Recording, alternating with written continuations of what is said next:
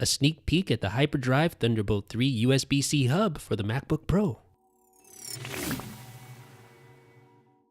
What is up, ladies and gentlemen, boys and girls? This is the Hyperdrive Thunderbolt 3 enabled USB-C hub for the new MacBook Pro. And you can see there the two USB-C connections that plug into your MacBook Pro's USB-C ports. So it will occupy both ports on the side of your MacBook Pro simultaneously. So something to keep in mind there for sure.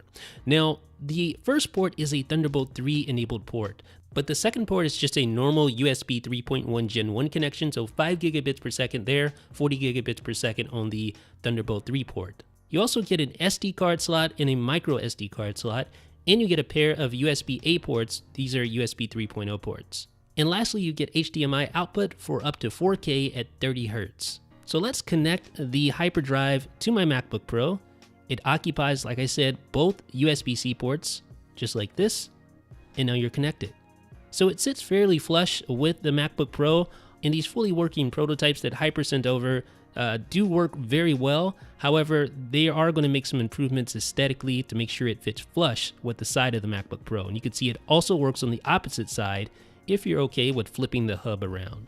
Okay, so now let's make some connections. I have my power connector, my 61 watt charger here. If you try to plug it into the USB-C port, nothing happens. So you don't get charging through the USB-C port. You can only charge through the Thunderbolt port, which is kind of a bummer because that means if you have a Thunderbolt device connected that doesn't have pass-through charging, you won't be able to charge through this hub. Probably not a big deal if you're a MacBook Pro owner with 4 Thunderbolt 3 ports, but something to keep in mind nonetheless.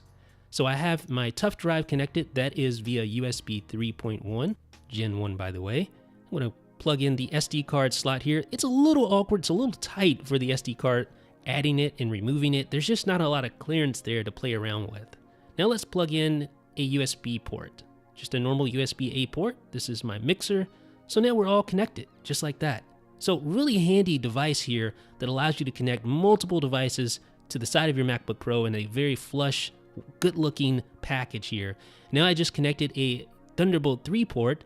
So you can see I have all these devices connected at once. This Thunderbolt 3 port is actually connected to a hub that allows me to get full 4K output, as you can see there, at 60 Hz. Now this is pixel doubled, so you're only seeing 1920 by 1080p, but trust me, it is 4K at 60 Hz. So that is cool. So you can also see Thunderbolt 3 connectivity, which is going to my 4K display via a hub.